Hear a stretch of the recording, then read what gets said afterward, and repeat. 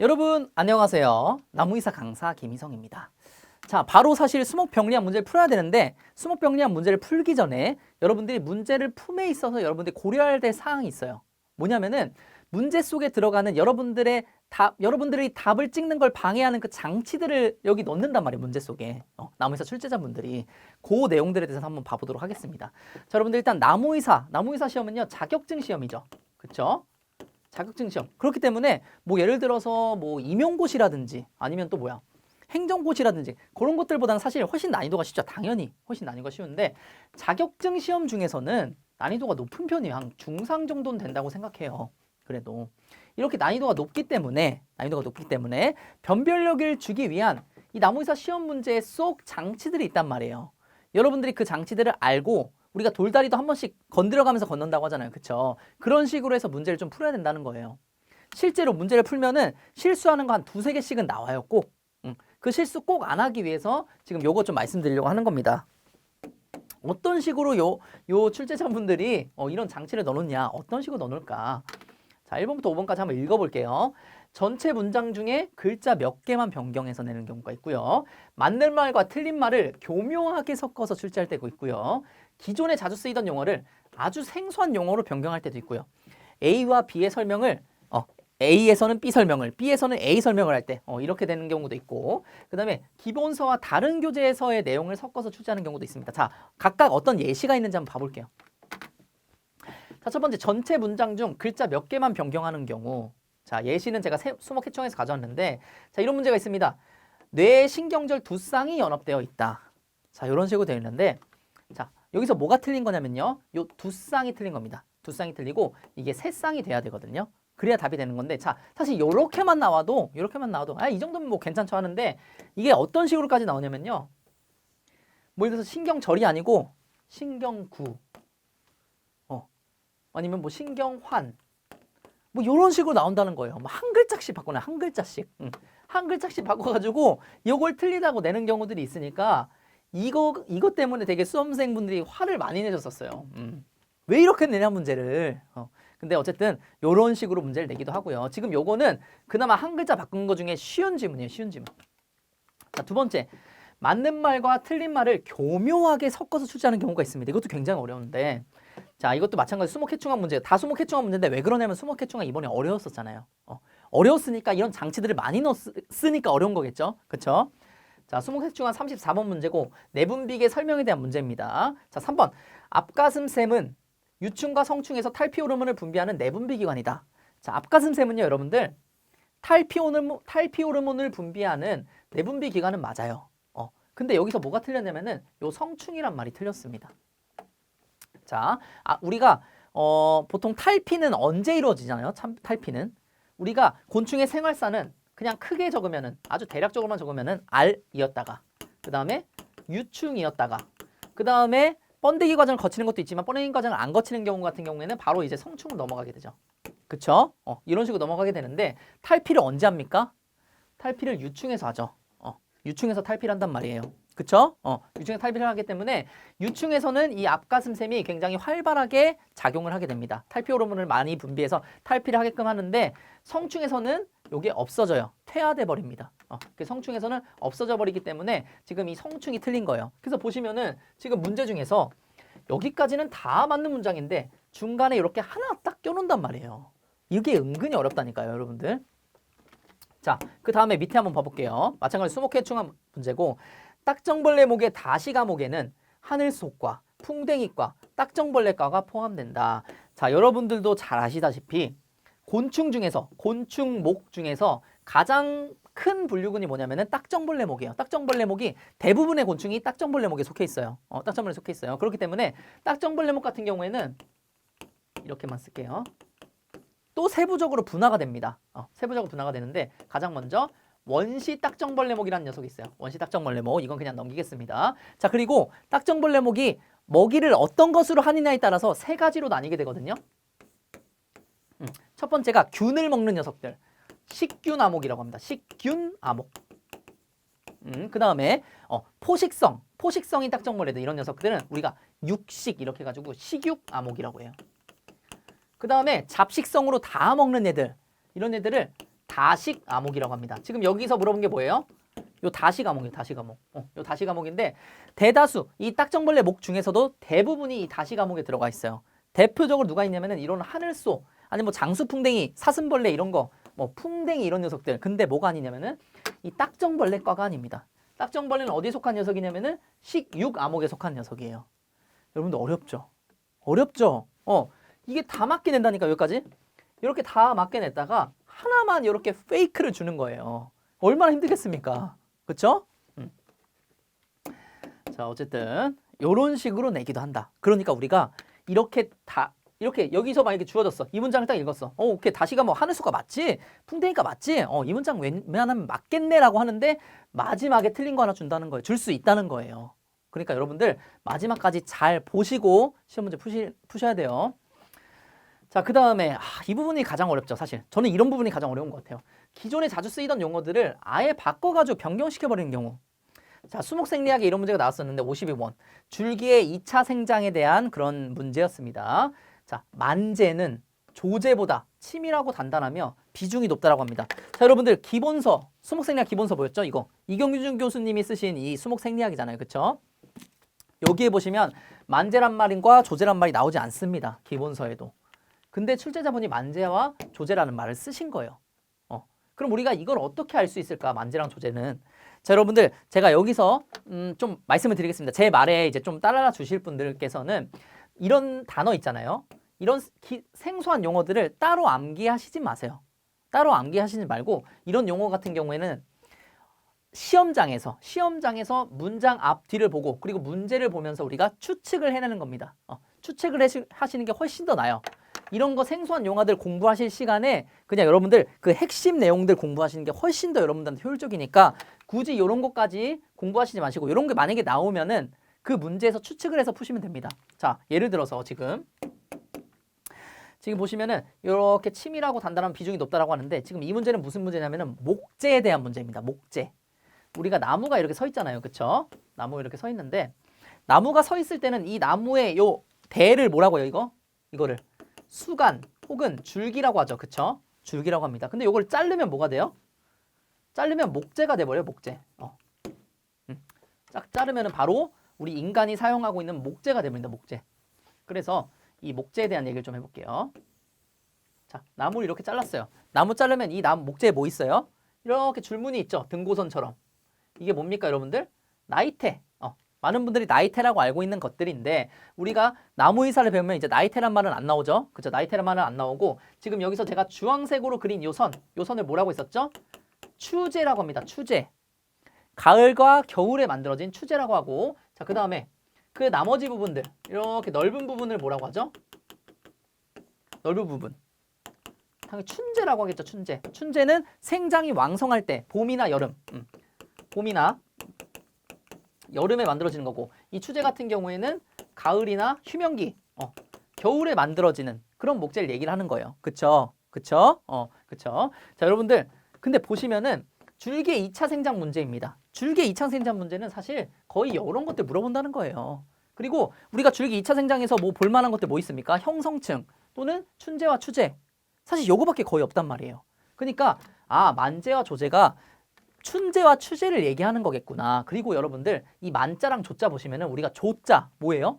조식, 조조할인, 조기 출산, 조기 퇴근 다 뭔가 빠른 거 얘기할 때 이 조자가 들어가죠. 지금 춘제와 추제 중에 뭐가 더 빠릅니까? 춘제가 더 빨리 봄이 오잖아요. 그쵸? 그리고 만재는 뭐예요? 만성질환, 만기, 뭐 만료 막 이런 식으로 뭔가 늦는 걸 얘기할 때 만자를 많이 쓰잖아요. 그쵸? 그 만자를 쓰는 거 보고 우리가 추제라는 거를 여러분들이 직관적으로 추측을 할 수 있으실 거예요. 굳이 이 용어에 대해서 모르더라도. 뭔 얘기인지 아셨죠? 이런 경우에는 웬만하면은 문제에서 여러분들이 이 용어에 대해서 추측을 하시고 그 다음 문제를 푸시는 거 추천을 드리겠습니다. 이 줄기의 2차 생장에 대한 문제이기 때문에 얼마나 뭐 다른 범위에서 나올 것도 없어요. 뭐 나올 만한 건 다 정해져 있잖아요. 그렇죠? 뭐 형성층이라든지 뭐 별거 없단 말이에요. 어쨌든 간에 요렇게 생소한 용어들이 나오는 경우가 있는데 이럴 때 확 어려워져요. 갑자기. 내가 처음 봤던 용어인데 라고 하면서 문제 자체가 굉장히 확 어려워지는 그런 효과를 지니게 돼요.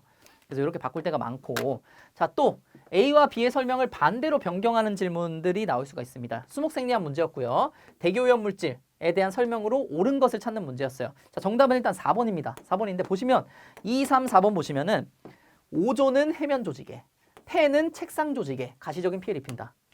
맞나요? 이거 반대죠, 반대. 예. 오존은 대표적으로 책상 조직에 가시적인 피해를 입히는 대기오염 물질이에요. 이런 식으로 반대로 적어놓는다니까요. 이렇게. 이것도 반대로. 이런 식으로 반대로 적어놓기 때문에 자, 사실 이거는 어쩔 수가 없어요. 이거 같은 경우에는 여러분들이 명확하게 알고 있어야 돼요. 오존이 책상 조직에 피해를 주는 녀석이라는 걸 여러분들이 명확히 알고 있어야지 이렇게 바꿔도 알 수 있는 부분입니다. 근데 어쨌든 간에 이런 식으로 지문을 내서 여러분들이 헷갈리게 만든다.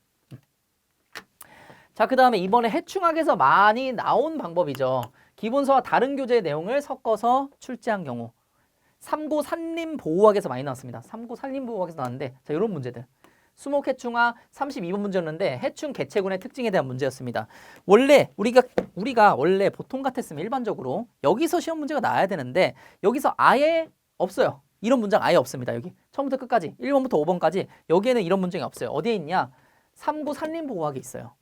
그래서 삼고 산림보호학을 보신 분들은 이 문제를 맞추셨을 거고 삼고 산림보호학을 보시지 않은 분들은 이 문제를 맞추기 굉장히 힘들었을 거예요.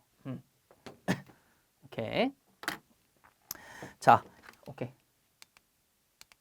그래서 여기까지 이제 문제 분석에 대해서 마치고 우리 바로 수목병리학 한번 들어가 보도록 할게요. 자, 그러면은 이번에 수목병리학 문제부터 바로 한번 풀어보도록 할게요. 자, 수목병리학 1번 문제. 전염원이 바람에 의해 직접적으로 전반되는 수목병으로 그쵸? 옳지 않은 것은 이렇게 되어 있습니다. 바람에 의해서 자, 여기서 가장 중요한 키포인트는 뭐냐면은 직접적으로 전반된다는 말이에요. 직접적으로 전반된다는 말은 바람에 의해서 얘가 어떻게든 그 나무한테 갔어. 나무한테 갔을 때 얘가 직접 침입을 할 수 있느냐 아니면 직접 침입을 못 하느냐거든요. 자, 우리가 병원성 미생물이라고 부르는 녀석들 뭐뭐 있어요, 여러분들? 정리해 보시면은 곰팡이 그리고요. 그리고 세균 그렇죠. 곰팡이 세균 그다음에 뭐 바이러스 그다음에 파이토플라즈마라는 녀석이 있고요. 파이토플라즈마라는 녀석이 있고 뭐 선충 그다음에 나중에 또 가장 작은 병원성 미생물 나오겠지만 바이로이드 이런 녀석들이 있어요. 어쨌든 우리가 보통 병리학에선 요 녀석들에 대해서 배우죠. 요 녀석들에 대해서 배웠는데 지금 직접적으로 전반할 수 있는 녀석, 직접 침입이 가능한 녀석은 이 곰팡이와 선충만이 가능합니다. 그 중에서 이 곰팡이는 어떻게 직접 침입을 하게 되냐? 대부분 직접 침입을 못하는 이유는 뭐냐면은 세포벽 때문에 그래요. 자, 식물은 이렇게 세포벽으로 딱 둘러싸여 있는 녀석이에요. 세포벽으로. 그 안에 세포막이 있죠. 자, 근데 곰팡이 같은 경우에는 여기 딱 달라붙잖아요. 달라붙으면은 세포벽 분해 효소를 내뿜습니다. 세포벽 분해 효소를 분비함으로 해서 세포벽을 녹여요. 녹여가지고 슝 들어가가지고 기생을 하게 되는 거예요. 뭔 얘기인지 아셨죠? 그래서 직접 침입할 수 있는 녀석은 이제 곰팡이고 지금 여기에 병해들을 보면 여러분들 이제 공부하시면 다 알게 되실 겁니다. 지금 보시면 잣나무 털녹병은 곰팡이에 의한 병이에요. 곰팡이 중에서도 잠자균류에 의한 병이에요. 이 녹병은 제가 뒤에서도 말씀드릴 거지만 담자균류에 의한 병해입니다. 녹병은 전부 다.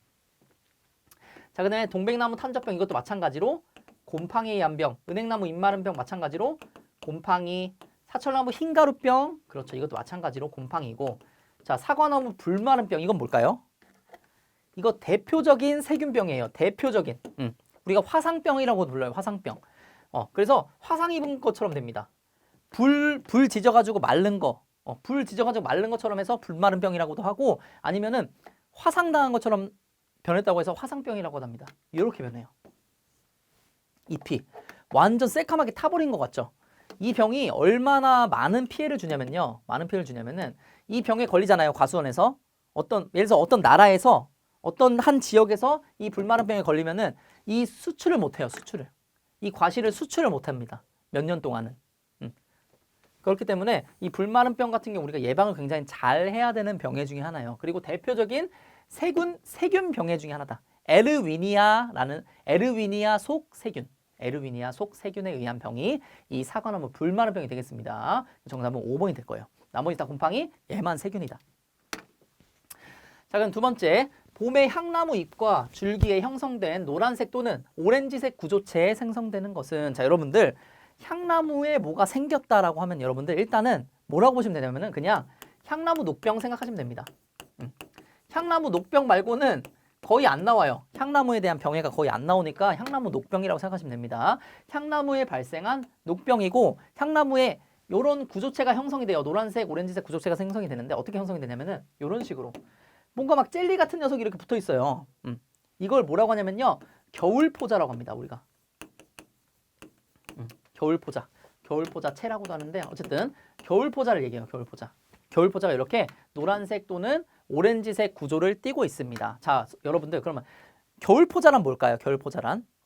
자, 지금 이게 무슨 병이라고 했었죠? 향나무 녹병이라고 있습니다. 녹병은 뭐에 의한 병이에요? 담자균에 의한 병이라고 제가 1번에서 말씀드렸어요. 그렇죠? 담자균에 의한 병입니다. 자, 이 담자균의 녹병이라는 녀석들이 있는데 이 녹병은 특이한 생활사를 가져요. 무슨 생활사를 가지냐면은 자, 무슨 생활사를 가지냐면은 5가지 생활사를 돌아가면서 가요. 첫 번째는 녹병정자 세대. 그 다음에는 녹포자 세대. 그 다음에는 여름포자. 그 다음에는 겨울포자. 그 다음에는 담자포자 세대를 거칩니다. 이 생활사를 거쳐야지만 이 녀석들은 살 수가 있어요. 그리고 이 생활사를 거치면서 어떻게 하냐면은 기주를 옮겨 다닙니다. 내가 공격하고 내가 기생하던 그 나무에서 다른 나무로 이동을 해요. 다른 식물로 이동을 합니다. 예를 들어서 향나무 녹병 같은 경우에는 자, 여름포자, 겨울포자, 담자포자 세대를 향나무에서 거칩니다. 특이하게도 얘는 여름포자 세대가 없긴 해요. 어쨌든 향나무에서 거치고 그 다음에 어디로 가냐면요. 봄이 되면 어디로 가냐면은 이 녹병정자, 녹포자 세대를 만들러 가요. 어디로? 배나무나 사과나무로 갑니다. 배나무나 사과나무로 가요. 그래서 향나무 녹병의 중간기주는 중간기주. 이런 걸 중간기주라고 하거든요. 중간기주는 배나무와 사과나무가 되는 거예요. 굉장히 특이한 생활사를 가지죠. 그래서 여러분들 이런 것도 알고 계셔야 돼요. 향나무 녹병 같은 경우에 녹병정자, 녹포자 세대를 어디서 보내고 겨울포자랑 담자포자 세대를 어디서 보낸다. 이걸 알고 계시면 사실 이 문제도 풀 수 있었어요. 왜? 향나무 잎에서 형성됐다고 했으니까 향나무 잎에 형성됐다고 했으니까 뭐예요? 겨울포자체 말하는 거예요. 겨울포자. 그래서 겨울포자를 얘기하는 겁니다. 정답은 3번이 됩니다. 3번. 자, 그리고 3번 병원균의 분류 속이 나머지와 다른 것은 자, 여러분들 이건 어떻게 푸셔야 되냐면은 이런 거 어떻게 푸시면 되냐면은 자, 소나무 잎 많은 병은 뭐고 해양무 잎 많은 병은 뭐고 명자나무 전문병 뭐고 자, 이렇게 푸실 필요가 없어요. 이렇게 푸실 필요가 없고 일단 전체적으로 보면 여러분들 어디에 발생되는 병 같아요? 잎 많은 병이니까 잎 많은 병 잎. 전무늬, 갈색 전무늬 다 어디냐면 잎에 발생하는 병이에요. 잎병해란 말이에요. 잎병해. 그쵸? 여러분들 잎병해 같은 경우에는 대부분 곰팡이 중에서 아까 뭐 담자균 이런 말씀 제가 드렸었죠. 담자균이 아니고 불완전균류.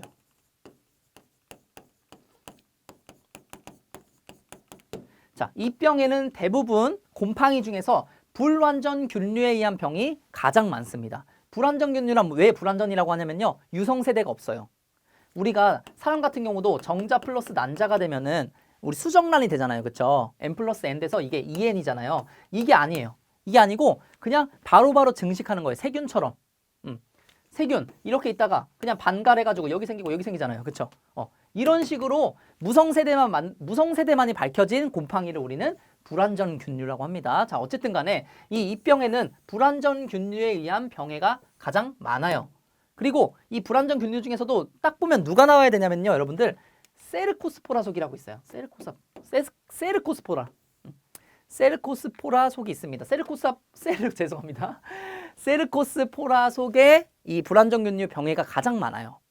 그리고 요 속을 어떻게 외우시면 되냐면은 요거 하나하나 다 외우실 필요 없습니다, 여러분들. 예를 들어서 소나무 잎 많은 병의 특징, 소나무 잎 많은 병의 학명 이런 것부터 해서 그런 거 다 아실 필요가 없어요. 아실 필요 없고 여러분들 아셔야 되는 건 뭐냐면은 세르코스포라 속에 속하는 병에는 뭐가 있느냐 이것만 아시면 되는데 이걸 통해서 여러분들 알 수가 있습니다. 자, 한번 볼게요. 자, 이것부터 한번 볼게요. 느티나무 갈색무늬병 지금 여기 삼포무명의 벗소 배족대 모두 멀지 이렇게 외우시면 돼요.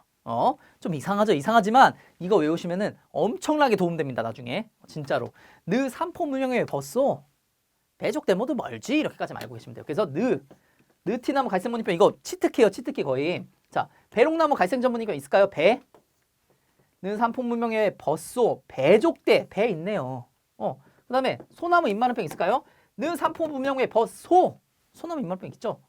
자, 회한목 있을까요? 는 산포무명의 벗소, 배족대 모두 멀지? 회자는 없네요. 그쵸? 땡. 명자나무 전문이병 있을까요? 느 산포무명. 명자나무 있죠? 오케이? 이렇게 외우시면은 편하다. 편하다. 정답은 2번이 되겠습니다. 자, 그 다음에 표징을 관찰할 수 없는 것은, 자, 여러분들 표징과 병징이 있습니다. 그렇죠? 표징과 병징이 있어요. 뭘 표징이라고 하고 뭘 병징이라고 하죠? 자, 여러분들 예를 들어서 정말 이거 예를 든 겁니다. 여러분들 손에 모기가 딱 앉았어요. 모기가 앉았는데 모기가 막 침으로 여러분들 막 피를 빨아먹고 있어. 그 빨아먹고 있는 모기 자체를 뭐라고 하냐면요. 모기 자체는 표징이라고 합니다. 그리고 모기가 침을 딱 이제 꼭꼭 빼고 나가는 순간 이 팔이 어떻게 돼요? 빨갛게 부어오르죠. 빨갛게 부어오르는 것을 뭐라고 하냐면은 병징이라고 해요. 그래서 표징은 뭐냐면은 병원균 그 자체. 만약에 나무가 있는데 나무에 병원균 자체가 붙어 있어. 예를 들어서 곰팡이가 모여 있는 뭐 균핵이라든지 아니면은 뭐 균사체 이런 것들이 여기에 붙어 있어. 그러면 뭐예요? 그 녀석이 병원균 그 자체이기 때문에 표징이라고 하는 겁니다. 근데 만약에 여러분들 자, 이런 잎이 있어요. 이런 잎이 있었는데 잎에 구멍이 났네. 잎에 구멍이 송송송 났네요. 병원균에 의해서 잎에 구멍이 송송송 났어요. 그러면은 이 구멍 자체를 여러분들 표징이라고 볼 수 있을까요? 표징이라고 보려면은 이 구멍 자체가 병원균이어야 돼요. 구멍이 병원균이에요? 아니죠. 구멍은 병원균의 어떤 작용에 의해서 이렇게 구멍이 생긴 거잖아요. 그렇죠? 그렇기 때문에 이런 것들은 그 균에 의해서 발생되는 현상이기 때문에 병징이라고 합니다. 병징. 뭔 얘기인지 조금 이해 가시죠, 여러분들? 자, 이렇게 여러분들이 이해하실 수도 있고요. 그리고 조금 쉽게 이해하시는 방법이 뭐가 있냐면은 병원성 미생물의 크기로서 조금 어느 정도 여러분들이 추측은 하실 수가 있습니다. 예를 들어서 이게 병원성 미생물의 크기 순서거든요. 선충이 가장 크고 그 다음 곰팡이, 세균, 파이토플라즈마, 자, 이런 식으로 가요. 이런 식으로 가는데 선충은 가장 크기 때문에 이 녀석 자체가 표징이 될 수밖에 없어요. 선충이 보이니까. 그리고 곰팡이 자체도 어떻습니까? 곰팡이 물론 우리 눈에 안 보이긴 하지만 곰팡이 대부분 하나하나 있는 게 아니고 여러 개가 뭉쳐 있어요. 균사체, 균핵 이런 것처럼. 포자들도 막 뭉쳐져 있고 그렇기 때문에 곰팡이까지도 대부분 표징이에요. 근데 이 세균부터는 크기가 확 줄어듭니다. 확 줄어들기 때문에 세균, 파이토플라즈마 바이러스, 바이로드는 대부분 전부 다는 아니고요. 대부분 다 병징이라고 보시면 돼요. 예외는 뭐가 있냐? 세균에서 나오는 점액들이 있어요. 세균 점액. 점액들이 막 뭉쳐가지고 보일 때가 있거든요. 그거는 세균 표징이라고 보셔도 될 것 같습니다. 그건 좀 애매하긴 한데 세균 표징이라고 보셔도 될 것 같고요. 자, 그리고 바이러스가 봉입체라는 걸 만들어요. 바이러스끼리 막 엄청 많이 달라붙어가지고 봉입체라는 걸 만들거든요. 그 봉입체도 눈에 보이기 때문에 표징이라고 보시면 돼요. 바이러스 그 자체이기 때문에. 근데 일단 대부분 세균, 파이로토플라즈마, 바이러스, 바이로이드는 대부분 병징을 나타내고요. 이 녀석들은 이 선충에 의한 병에 곰팡이에 의한 병에는 대부분 표징을 나타내게 된다고 보시면 돼요, 여러분들. 자, 그래서 보시면 표징을 관찰할 수 없는 것은 자, 쇠화나무 녹병, 곰팡이에 의한 거고 뽕나무 오갈병은 뭐에 의한 거냐면요. 대표적인 파이토플라즈마에 의한 병입니다. 뽕나무 오갈병은 잎이 막 여러분들 이 종이 막 구기면 구겨진 것처럼 되죠. 그런 구겨진 것처럼 되는 잎이 구겨진 것처럼 되는 게 오갈병이거든요. 이 뽕나무 오갈병을 일으키는 대표적인 병원균이 바로 이 파이토플라즈마입니다. 파이토플라즈마가 어떻다고 했어요? 굉장히 작기 때문에 표징이 아니라 병징. 병징이다, 병징. 2번. 자, 오케이. 그 나머지 같은 경우에 벚나무 빗자루병. 이건 뭘까요? 자, 여러분들 이 벚나무 빗자루병은요. 굉장히 중요한 병이에요. 단독으로도 굉장히 많이 나옵니다. 왜 그러냐면은 빗자루병이라는 게 뭐냐면요. 가지가 막 이렇게 짧고 엄청나게 많이 나요. 이파리도 엄청나게 많이 나요. 그러면 무슨 모양이 되죠? 지금 이게 딱 뭐예요? 빗자루 모양처럼 되죠. 이렇게 가지와 잎이 필요 이상으로 엄청 많이 생겨가지고 고사하게 되게 만드는 거, 그걸 우리가 빗자루병이라고 합니다. 그리고 이 빗자루병의 병원균은 사실 누구냐면요. 99%가 이 파이토플라즈마에 의한 병이에요. 근데 딱 한 가지 수목에서의 빗자루병은 이 파이토플라즈마에 의한 병해가 아닙니다. 그게 바로 요 녀석이에요. 벚나무 빗자루병. 벚나무 빗자루병은 잔항균에 의한 병이에요. 잔항균. 곰팡이 중에 잔항균이라는 병이 있습니다. 우리 아까 전에 곰팡이 중에서 담자균이 있었고 불안정균이 있었잖아요. 그렇죠? 그 녀석 말고 가장 유명한 잔항균이라고 있어요. 이 잔항균에 의한 병입니다. 벚나무 빗자루 병은 대표적인. 오케이? 그래서 이 녀석은 관찰할 수 있겠죠. 곰팡이니까. 배나무 붉은별 무늬병. 자, 여러분들 이것도 우리 배웠어요. 뭐냐면요. 향나무 녹병을 배나무 붉은병 무늬병이라고도 해요. 향나무의 입장에서는 향나무 녹병이라고 하고요. 배나무의 입장에서는 배나무 붉은별 무늬병이라고 하는 거예요. 이게 뭐라고요? 향나무 녹병과 같은 이름이에요. 자, 그리고 단풍나무 타르 전무늬병도 곰팡이에 의한 병입니다. 여러분들 곰팡이에 의한 병이에요. 정답은 2번 파이토플라즈마에 의한 병이므로 표징을 관찰할 수가 없다. 병징을 관찰할 수가 있다. 자, 그 다음에 무성생식으로 생성되는 포자를 모두 고른 것은 무성생식으로 생성되는 포자를 모두 고른 것은 자, 여러분들 곰팡이에는 여러 종류들이 있습니다. 근데 대표적인 종류들을 여러분들께 말씀드리면은 난균류가 있고요. 그 다음에 잔항균류가 있어요. 그 다음에 담자균류가 있고요. 그 다음에 접합균류가 있어요. 그 다음에 아까 배운 불완전균류가 있어요. 불완전균류. 자, 이런 식으로 있어요. 자, 그리고 이 불완전균류는 아까 뭐라고 했어요? 무성세대만 갔기 때문에 이 녀석은 이 유성세대에서 빼겠습니다. 자, 이 녀석들은 유성세대와 무성세대를 전부 다 가져요. 전부 다 가지는데 자, 어떤 이름으로 붙게 되냐면요. 난균에서 생성된 유성세대는 뭐라고 하냐면은 난포자라고 합니다. 그리고 잔항균에서 형성된 유성세대를 뭐라고 하냐면요. 잔항포자라고 해요. 자, 감 오시죠, 여러분들. 담자균에서 뭐겠어요? 유성세대 담자포자. 그렇죠. 담자포자고. 자, 그 다음에 접합균에서 뭐겠어요? 접합포자. 요 이름들이 그대로 들어간 것들이 유성세대라는 거, 유성세대. 접합포자. 자, 그리고 무성세대는 좀 이름이 다릅니다. 난균의 무성세대는 유주포자라고 하는 녀석이에요. 유주포자. 그리고 잔항균의 무성세대는 대부분 분생포자예요. 그리고 담자균도 마찬가지로 분생포자. 이 접합균도 마찬가지로 대부분 분생포자를 가집니다. 무성세대에서는. 이 불완전균들은 뭐예요? 분생포자를 가져요. 뭔지 아시겠죠? 여러분들. 그렇기 때문에 자 볼게요. 무성생식으로 생성되는 포자를 모두 고른 것은 자, 잔항포자는 잔항균의 유성세대고 담자포자는 담자균의 유성세대고 난포자는 난균의 유성세대고 분생포자는 그렇죠. 분생포자는 이 녀석들 잔항균, 담자균, 접합균, 불완전균의 무성세대니까 무성생식으로 생성되는 포자가 맞고 그다음에 유주포자는 맞나요? 맞죠. 왜? 난균에서 무성세대로 만들어진 게 이 유주포자이기 때문에 그래서 리을과 미음이 되겠습니다. 정답은 5번. 자, 그 다음에 수목병과 병원균이 형성하는 유성세대 구조체의 연결로 옳지 않은 것은 자, 여러분들 또 아셔야 될 게 뭐냐면요. 곰팡이끼리 생식 활동이 지나면은 그러니까 유성세대 곰팡이가 유성세대를 거치면 뭘 만들어내냐면은 자, 잔항포자랑 아까 잔항포자 만들어낸다고 했었잖아요. 그리고 이 잔항포자를 담는 주머니를 만들어냅니다. 그걸 뭐라고 하냐면요. 잔항이라고 해요. 이거 왜 이렇게 안 두껍지? 자, 잔항이라고 합니다. 잔항포자를 만들어내고 이 잔항포자를 넣는 잔항을 만들어요. 그래서 어떻게 만들어내냐면은 잔항이라는 요 주머니 안에 잔항포자를 몇 개 넣냐? 8개를 들어가게 합니다. 이렇게 넣어줘요. 이렇게 넣어준다는 거예요. 이게 잔항이에요, 여러분들. 잔항 안에 잔항포자가 몇 개? 8개가 들어가 있어요. 8개가 들어가 있는데 자, 이 잔항이 어떤 형태로 있느냐에 따라서 잔항구냐, 잔항각이냐, 잔항반이냐, 나출잔항이냐가 달라지게 돼요. 예를 들어서 나출잔항은 뭐겠어요? 노출된 거예요. 잔항이 이렇게 그냥 잔항 자체로 노출이 되어 있는 거예요. 이거를 나출잔항이라고 하는 거고 이 잔항들이 이렇게 그릇처럼 생긴 구조체 안에 들어가 있으면은 잔항반이 되고요.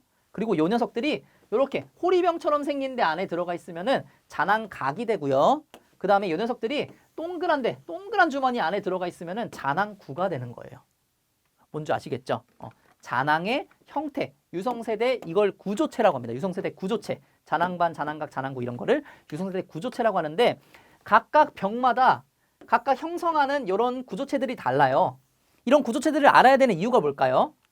각각 병이 고유로 나타내는 이런 구조체들이 있기 때문에 우리가 동정할 수가 있는 거예요. 예를 들어서 밤나무 줄기 마른 병은 잔황각을 만들어냅니다. 그러니까 밤나무를 봤는데 밤나무가 뭔가 병에 걸려져 있어. 근데 관찰을 해보니까 잔황 형태가 잔황각이야. 구조체가 잔황각이야. 그러면 아, 밤나무 줄기 마른 병의 가능성이 있겠구나라고 우리가 판단할 수 있는 거예요.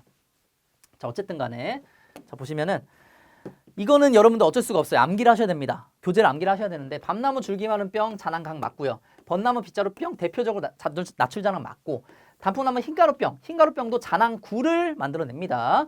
자, 소나무 피모까지 마른 병 대표적으로 잔황밥 만들어내는 녀석들이에요. 이건 여러분들이 외울 수밖에 없는 부분이에요. 기본적으로 외우고 가셔야 되는 문제이기도 하고요.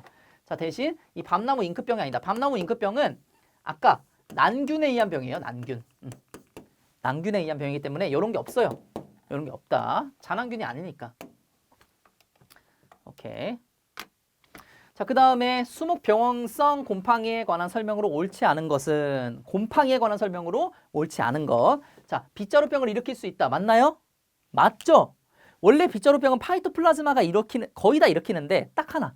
벚나무 빗자루병만큼은 잔황균에 의해서 일어난다고 했었잖아요. 그래서 이거 맞는 내용이 되고요. 자, 두 번째, 바이올로그 검정법을 통해 동정할 수 있다. 이거 맞나요? 이거 틀리죠? 이거 왜 틀려요? 여러분들? 이거 왜 틀려요? 이거 일단 무슨 진단인지 아시는 분? 자, 무슨 진단인지 아시는 분? 생리화학적 진단입니다. 생리화학적 진단. 자, 이건 어떻게 하는 거냐면 바이올로그 검정법 뭐냐면요. 간단해요. 이것도 간단한데 우리가 세균을 구분할 때 가장 큰 구분법은 뭐 쓰냐면은 그람 염색법을 씁니다. 그람 염색법.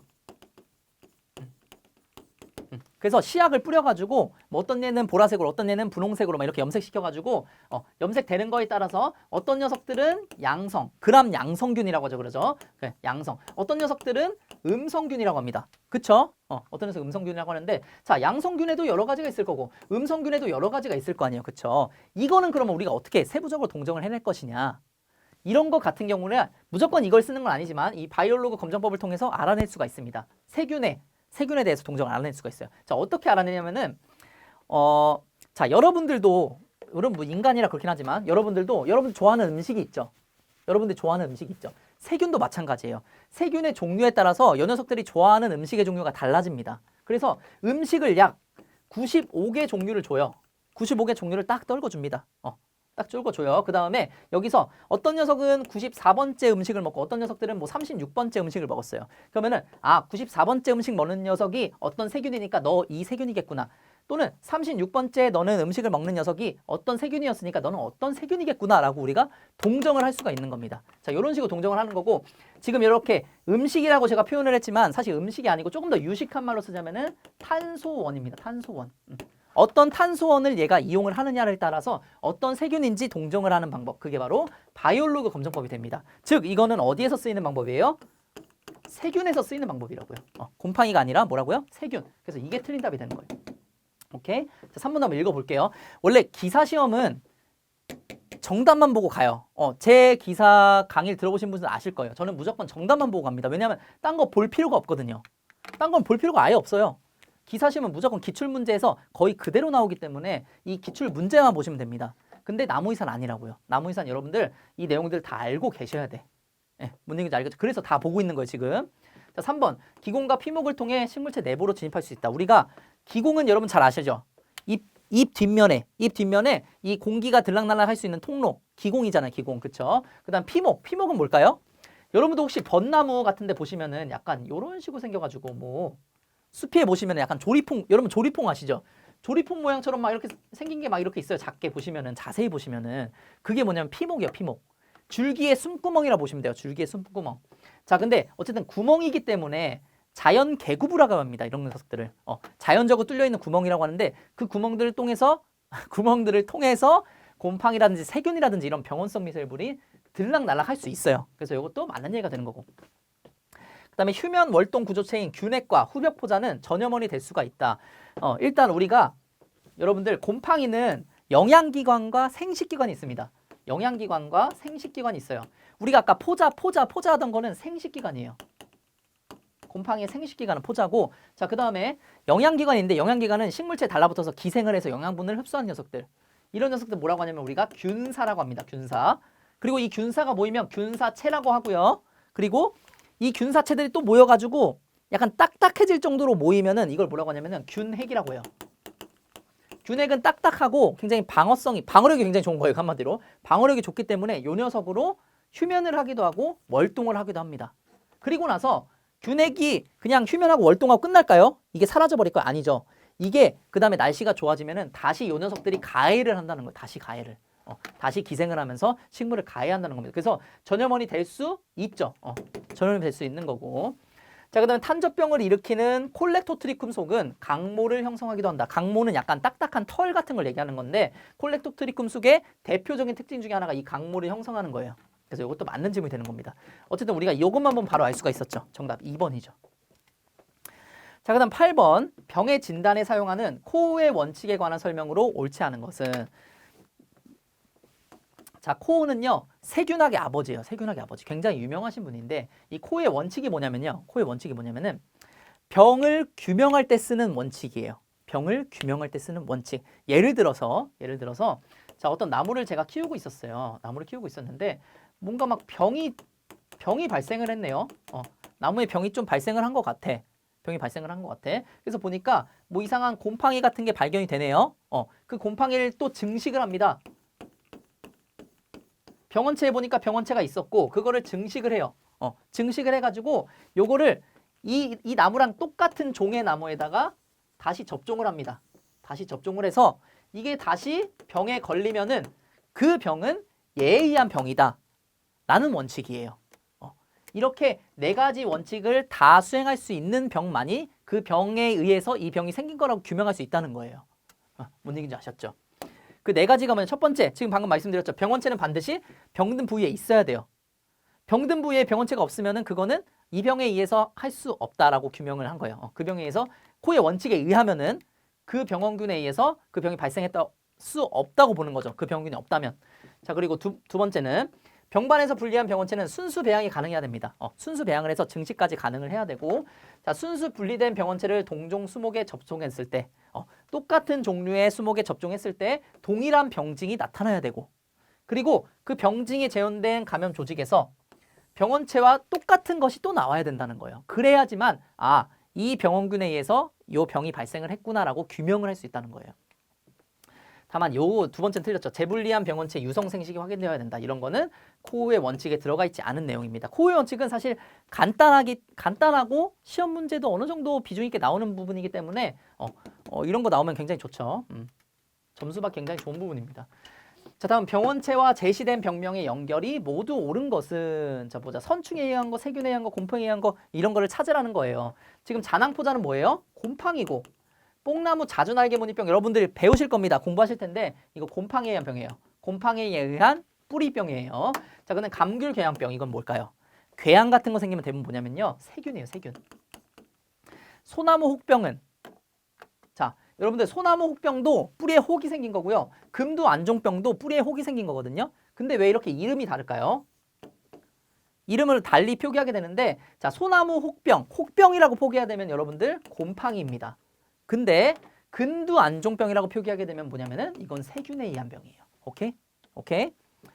자, 그다음에 배나무 붉은별무늬병, 아까 뭐라고 했었죠? 향나무 녹병이랑 똑같은 말이라고 했었죠. 향나무 녹병, 담자균, 곰팡이를 얘기를 하는 겁니다. 자, 그다음에 쥐똥나무 빗자루병, 이거 뭐예요? 파이토플라즈마. 왜? 빗자루병 중에서 벚나무 빗자루병만이 곰팡이에 의한 병이고 나머지 빗자루병은 다 파이토플라즈마. 그다음에 여기 소나무 재선충은 뭐에 의한 병이에요? 이름에 적혀있네요. 선충. 선충에 의한 병이다. 자, 그럼 이제 문제 고를 수 있겠죠. 선충에 의한 거 미음 이응이다. 땡. 선충에 의한 거 하나밖에 없으니까 땡. 자, 세균 디글 리을이다. 디글 리을. 아닌데 리을은 곰팡이인데요. 아니죠. 곰팡이 니을 리을이다. 니을 리을 곰팡이. 곰곰 맞네요. 정답 3번이 되겠습니다. 이런 식으로 굉장히 간단한 문제였죠. 자, 다음 포플러 임동병에 관한 설명으로 옳지 않은 것은, 자, 여러분들 이런 문제들이 많이 나오고요. 어려운 문제들이에요. 이런 것들, 이런 개개의 병에 대한 문제들이 나오는 거 우리가 각론이라고 합니다. 각론. 하나의 병에 대한 이 질문들이 쫙 나오는 거. 이런 걸 우리가 각론이라고 하거든요, 여러분들. 각론은 어떻게 문제를 여러분들이 대비를 하셔야 되냐면은, 자, 키워드 중심으로 여러분들이 암기를 해주시면 돼요. 키워드 중심으로 암기를 해주시면 되는데, 자, 첫 번째, 병원균의 학명과 종류는 필수예요. 병원균의 학명 무조건 알고 계셔야 돼요. 항명 무조건 알고 계셔야 되고, 그리고 병원균이 잔항균이냐 뭐 담자균이냐 아니면 세균이냐 곰팡이냐 이런 거 무조건 알고 계셔야 돼요. 가장 기본. 가장 기본적으로 이거는 무조건 알고 계셔야 되는 거. 자, 그래서 포플러 잎녹병 같은 경우에는 녹병이잖아요. 그쵸? 녹병이기 때문에 그쵸. 곰팡이 중에서도 담자균에 의한 병이라는 거 우리가 알 수가 있고요. 담자균에 의한 병이라는 거 알 수가 있고, 병원균 한 명은 뭐냐면요. 요거예요. 멜람스포라 라리시 파퓰리나. 요게 포퓰러 병원균의 학명입니다. 여기까지 알고 계셔야 되고요. 자, 포자 형태. 포자 형태는 어떻게 알고 계시면 되냐면은, 여러분들 혹시 제가 아까 말씀드렸던 거 기억나시나요? 녹병에 생활산 5개가 있다고요. 녹병 정자라는 게 있었고요. 그 다음에 녹포자라는 게 있었고요. 그 다음에 뭐 있었어요? 여름포자 있었고, 그 다음에 겨울포자 있었고, 그 다음에 담자포자 이렇게 있다고 했었잖아요. 그리고 요렇게 반갈해가지고 여기서 하나 살고 여기서 하나 살고 중간 기주가 있다고 했습니다. 기주가 총 2개라고 있었어요. 그쵸? 자, 보시면은 포플러 잎녹병 같은 경우에는 여기서가 포플러입니다. 여기서 포플러에서 생활을 하고, 그리고 이쪽에서는 누가 생활할까요? 중간기주인데, 이런 걸 중간기주라고 하는데, 중간기주는 누구냐면은 낙엽송이에요. 낙엽송. 우리가 일본 잎갈나무라고 하는 이 낙엽송이 되겠습니다. 그래서 포플러랑 낙엽송이랑 왔다 갔다 하면서 가해하는 녀석이 바로 이 포플러 잎녹병이 되는 거예요.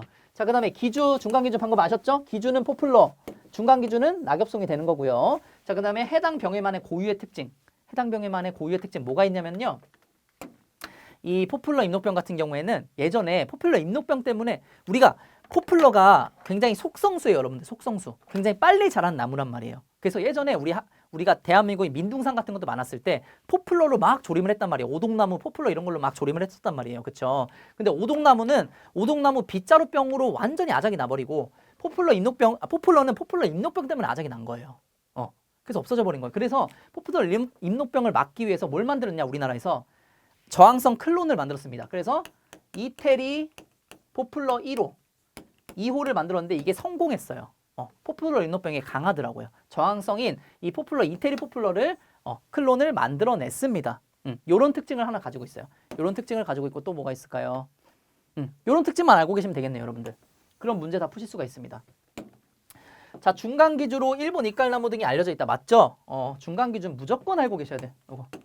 자, 한국에선 대부분 이거 항명 알고 계셔야 되고, 이거 맞아요. 한국에서도 포플러 잎녹병에 대한 저항성 클론이 개발 보급되었다. 이태리 포플러 1호, 2호 보급되었고, 이거는 여기 해당 병원체만의 고유의 특징인 거고, 월동한 겨울포자가 발화하여 생성된 담자포자가 포플러 잎을 감염한다. 자, 포플러 잎녹병은 굉장히 특징적인 부분이 있었어요. 자, 우리 아까 전에 향나무 녹병 같은 경우에 우리가 녹병정자, 녹포자, 여름포자, 겨울포자, 담자포자 세대를 거친다고 했었잖아요. 그쵸? 근데 이 향나무 녹병 같은 경우에는 여름포자가 없었어요. 근데 이 포플러 잎녹병은 뭐가 있냐면은 겨울포자가 없어요. 그래서 뭐만 있냐? 여름포자만 있습니다. 그래서 이게 틀린 문장이 되는 거예요. 정답은 4번입니다. 이런 특징들 여러분들 대표적인 특징이기 때문에 알고 시험 가셔야 됩니다. 자, 그 다음에 병원체에 관한 설명으로 옳은 것은, 곰팡이는 자연계획으로 침입할 수 있죠. 우리 아까 전에 뭐 상처라든지 아니면 기공이라든지 피목이라든지 그런 걸로 침입 당연히 가능하고요. 그러니까 요거는 틀린 거고. 식물 기생성충은 구침을 가지고 있지 않다. 여러분들, 자, 선충은요 대부분 토양에 살아요. 대부분 토양에 사는데 식물에 기생하는 성충들이 있단 말입니다. 이 토양에 사는 녀석들이랑 식물에 기생하는 성충이랑 가장 큰 차이점이 뭐냐면요, 식물 기생 성충들은 이 구침을 가지고 있어요. 구침을 가지고 있습니다. 그래서 이게 틀린 답이 되는 거고요. 바이러스는 식물체에 직접 침입할 수 있다. 바이러스는 여러분들 엄청 연약한 존재예요. 이거 뒷문제인가요? 잠깐만요. 이 뒷문제에서 바로 말씀을 드릴 겁니다. 바이러스는 굉장히 단독적으로 굉장히 힘이 없는 녀석이에요. 그렇기 때문에 직접 침입 절대 못하고요. 세균은 20개 상처를 통해서만 침입할 수 있다. 자, 뭔가 만이라고 하면 일단 의심을 해보셔야 되는데, 세균 같은 경우에는 뭐 매개충도 되고요, 뭐 접목도 되고 여러 가지 방법들이 있어요. 그래서 상처를 통해서만 침입할 수 있는 건 아니고, 자, 파이토플라즈마는 새삼이나 접목을 통해서 전파될 수 있다. 자, 이것도 여러분들 배우실 건데 맞는 내용입니다. 새삼은 우리 기생식물이에요. 우리가 지금까지 기생하는 거는 막 병원균들만 봤었잖아요. 그쵸? 새삼은 기생식물입니다. 이렇게 짝대기 이렇게 생긴 식물이에요. 요게 막 이렇게 하면서 바이러스도 옮기고 막 그렇게 하거든요. 5번 5번 정답이고요. 자, 그 다음에 바이러스에 관한 설명으로 옳지 않은 것은 자, 우리가 그러면은 이 바이러스의 특징에 대해서 어느 정도는 알고 계셔야 됩니다. 자, 첫 번째 바이러스가 어떻게 생긴지 알고 계셔야 돼. 바이러스는요, 아주 간단하게 생겼어요. 이렇게 동그란 외피를 가지고 있고요. 단백질 외피라고 합니다. 단백질 외피를 가지고 있고, 그리고 이 안에 DNA 혹은 RNA를 가지고 있어요. 여기에 DNA가 있든 RNA가 있든 둘 중 하나를 가지고 있습니다. 굉장히 간단한 형태가 되어 있죠. 그리고 단백질 외피에 보면은 이런 식으로 돌기가 있거든요. 이런 식으로 돌기가 있는데 이 돌기가 왜 필요하냐면요.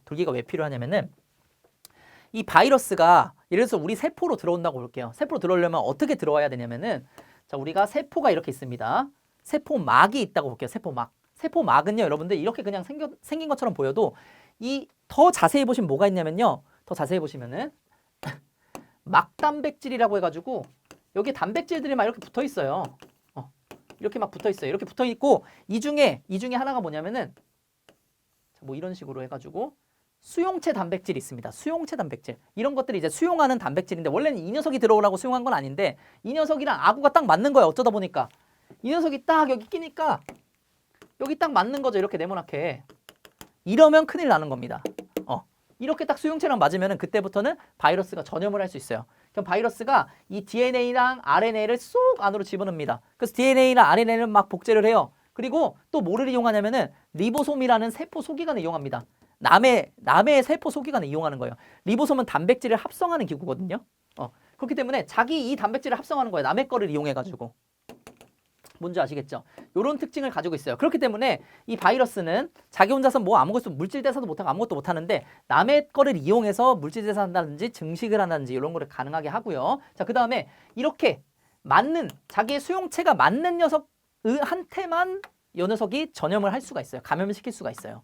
그래서 이런 것들 뭐라고 하냐면은 기주특이성이라고 합니다. 특징적인 녀석들한테만 들어가서 감염을 시킬 수 있기 때문에 기주특이성이 있다. 그래서 막 동물한테 생기는 바이러스가 사람한테 안 생기는 이유가 바로 그거예요. 이렇게 안 맞기 때문에 수용체랑 요 녀석이랑 돌기랑 안 맞기 때문에 어쨌든 그러하다. 자, 그래서 보시면은 바이러스 세포 체제를 가지고 있지 않다. 맞는 말이죠. 세포 체제를 가지고 있다는 거는 생명 활동을 할 수 있다는 거예요. 뭐 증식을 한다든지 세포가 분열되잖아요. 그렇죠? 세포 분열을 할 수 있다든지 아니면 물질 대사를 한다든지 복제를 한다든지 아니면 뭐 진화를 한다든지 분할을 한다든지 이런 생명적 특성을 가지고 있어야 되는데 그런 걸 안 가지고 있습니다. 세포 체제를 가지고 있지 않고요. 자, 그다음에 절대 기생성이며 기조특이성이 없다. 기조특이성이 있다고 했었죠. 그래서 이게 틀린 거예요. 절대 기생성은 뭐냐면요. 무조건 살아있는 생물에 기생해야지만 살 수 있는 녀석인 거예요. 바이러스는 그렇게만 살 수 있어요. 자기 혼자서는 못 삽니다. 무조건 기생해야지만 살 수 있어요. 기생해야지만 복제해서 살 수 있는 거예요. 오케이? 정답은 2번이 되겠습니다. 자, 그리고 복제 시 핵산의 돌연 변이가 발생할 수 있다. 이렇게 DNA, RNA 가지고 있는 녀석들은 그 누가 되든 간에 인간도 마찬가지고 돌연 변이가 당연히 발생할 수가 있어요. 근데 인간의 돌연 변이가 우리 생각보다 조금 낮은 것 같이 느껴지는 이유는 뭐냐면은 인간 같은 경우 여러분들 한 사람이 자식을 몇 명 낳았으니까 많아봐야 한 두세 명 낳잖아요, 요즘에. 그쵸? 그렇기 때문에 돌연 변이가 적다고 느낄 뿐이지 확률상 이런 바이러스라든지 세균이라든지 이런 녀석들은 엄청나게 수없이 많이 증식을 하기 때문에 돌연 변이가 많이 발생한다고 느껴지는 거예요. 자, 다음 식물체 내 원거리 이동 통로는 체간으로 이동합니다. 이거는 좀 체크를 해 주시고 여러분들. 자, 유전자 발현은 기주의 단백질 합성 기구에 의존한다. 이 녀석의 유전자가 발현되는 것조차도 남의 세포에 들어가가지고 이 발현을 한다는 얘기예요. 정답은 2번 되겠습니다. 이게 틀린 얘기예요.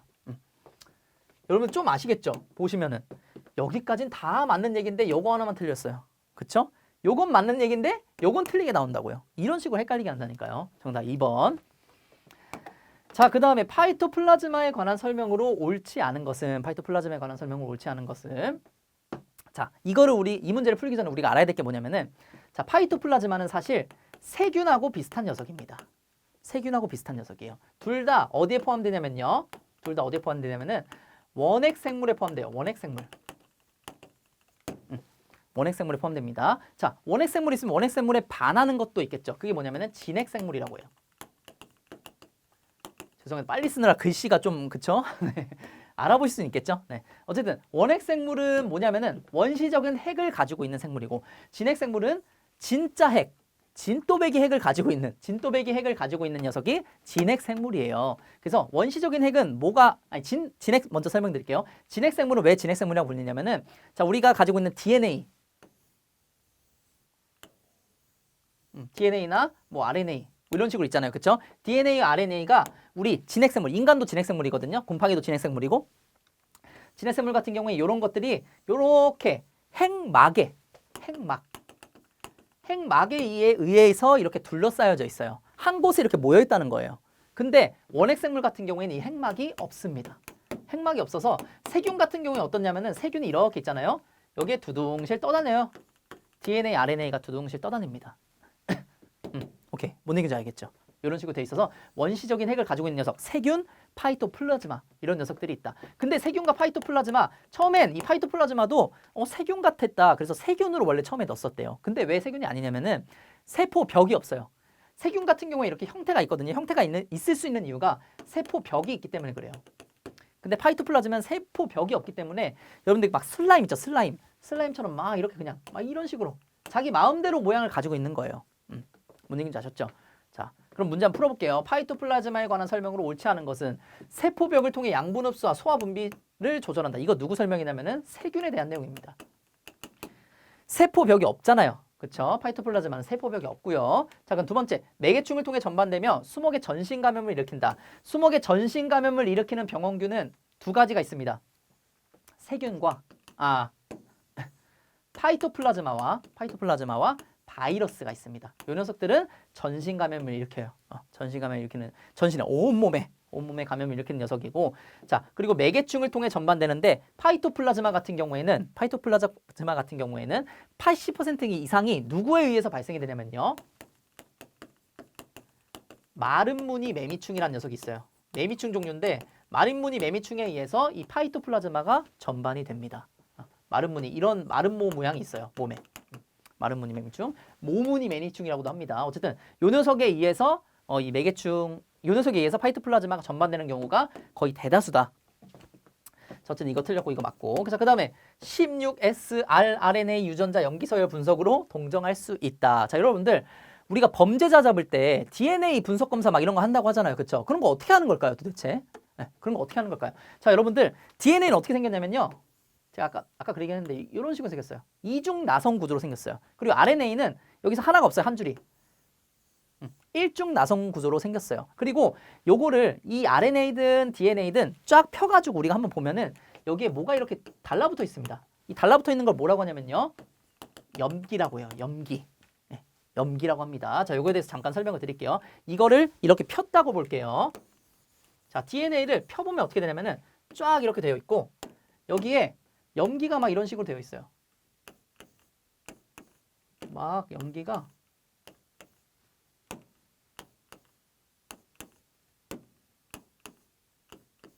염기가 이런 식으로 막 뭐 아무도 모르게 막 어떤 순서대로 이제 배열이 되어 있습니다. 그리고 이 염기는 네 가지가 있어요. 염기는 네 가지가 있는데 보통 네 가지를 뭐라고 하냐면요. 첫 번째 C라고 하고요. C가 있고요. 자, 그 다음에 두 번째는 G가 있고요.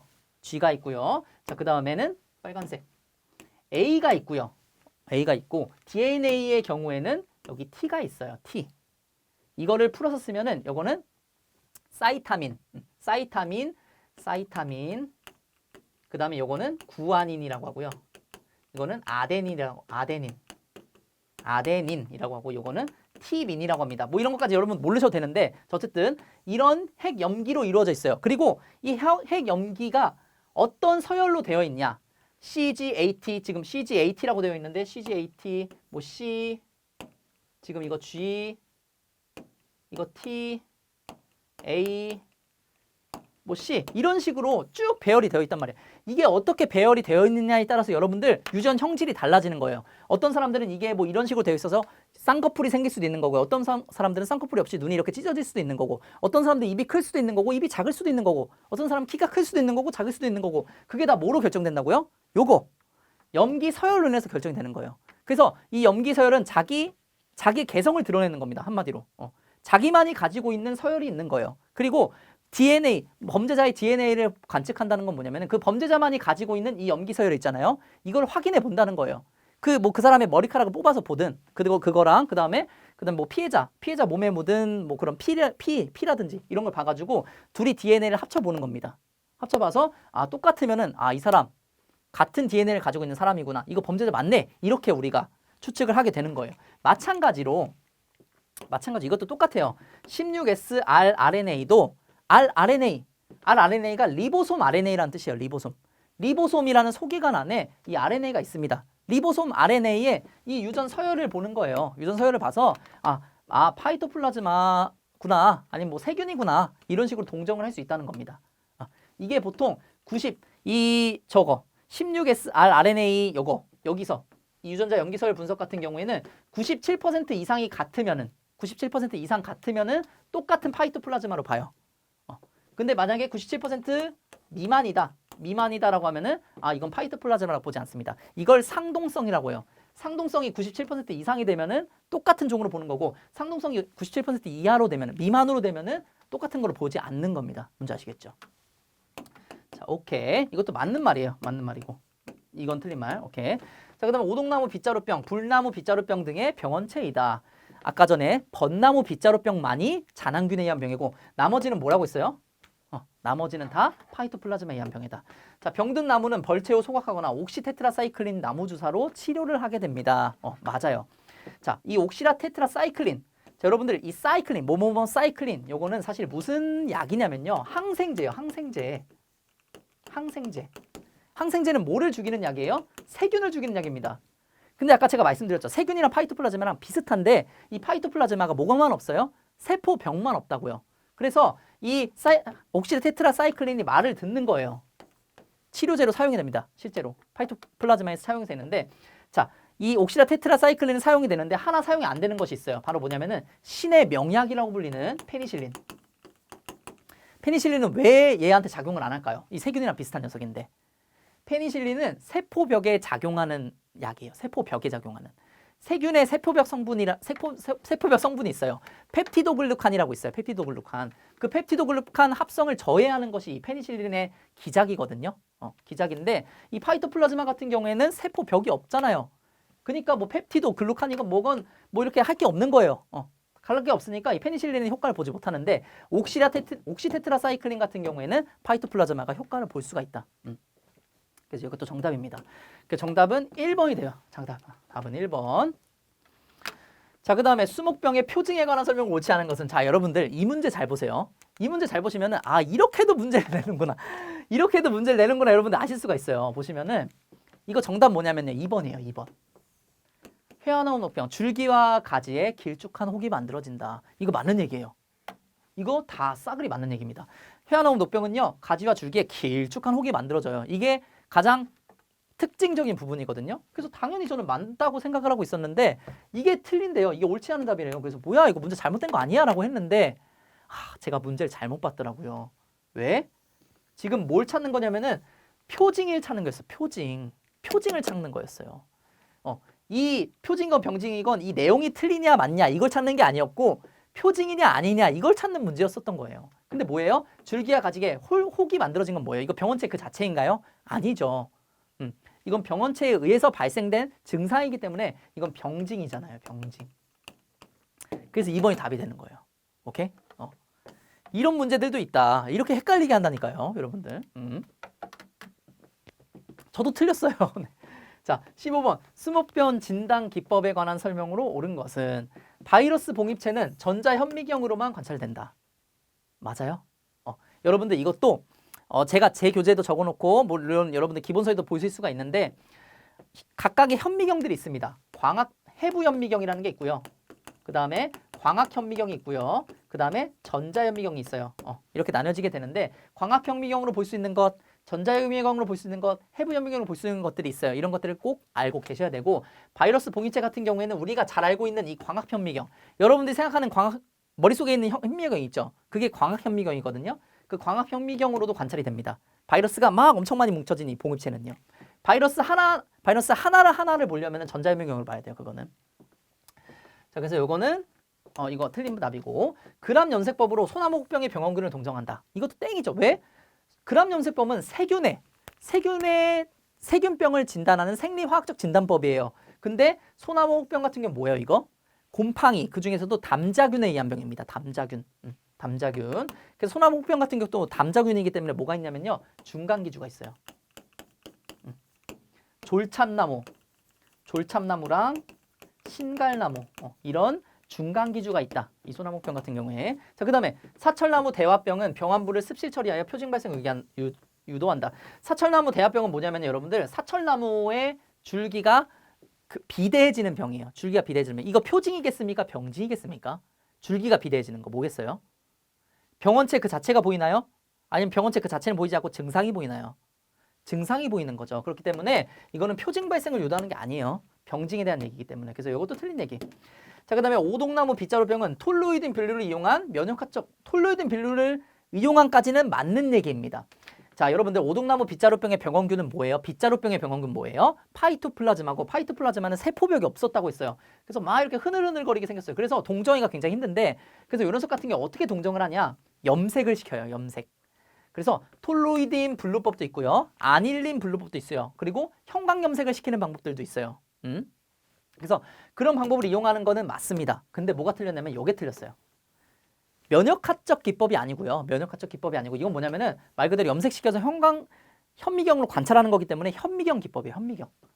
현미경 기법으로 진단하는 겁니다. 이것도 틀린 거. 자, 그다음에 5번 향나무 녹병 진단을 위해 병원균 DNA의 ITSV를 CPR로 증폭하여 염기서열을 분석한다. 자, 이렇게 되어 있습니다. 자, 여러분 우리 아까 전에 세균할 때 어디 있었어? 요거 세균할 때 요거 한다고 했었죠. 16S, R, RNA 유전자 염기서열 쫙 본다고 했었잖아요. 그쵸? 이거랑 똑같은 거예요. 곰팡이에도 유전자 염기서열을 보는 건데 유전자 염기서열을 잘 볼 수 있는 부위가 있어요. 그래서 이 ITS 부위라고 하는데 이걸 그래서 뭐라고 하냐면요. 곰팡이의 신분증이라고 해요. 연구하시는 분들께서는 이거를 곰팡이의 신분증이라고 합니다. 이 ITS 부위를 진단함으로 인해서 이건 각각 종마다 다 다르거든요. 염기서열이. 그래서 ITS 부위의 염기서열을 관찰을 하는데 염기서열을 관찰하기 위해서 염기가 잘 안 보이잖아요. 그래서 이 염기서열을 증폭을 시킵니다. 증폭을 시키는 방법이 있는데 그게 뭐냐면 CPR이에요. CPR. 죄송합니다. CPR이 아니고 PCR. PCR 방법. 여러분 PCR 검사 많이 하시죠? 그게 뭐예요? 이걸 증폭시키는 거예요. 염기서열을 증폭시켜서 잘 보이게 하는 거예요. 오케이. 정답은 5번입니다. 이건 맞는 얘기. 향나무 녹병 진단은 곰팡이죠. 향나무 녹병 곰팡이. 곰팡이는 이 ITS 부위를 가지고 있어요. 그리고 요거를 PCR로 증폭해서 우리가 염기서열을 분석할 수 있습니다. 자, 그 다음에 수목병을 관리하는 방법에 관한 설명으로 옳지 않은 것은 자, 수목병을 어떻게 관리해야 하나. 자, 보시면 1번 보시면 되게 여러 가지를 알 수 있는데 배롱나무 흰가루병은 잔황균에 의한 병이에요. 일단은. 근데 일조와 통기 환경을 개선한다. 그러니까 햇빛 잘 받게 해주고 바람 잘 드다닐 수 있게 해준다는 거예요.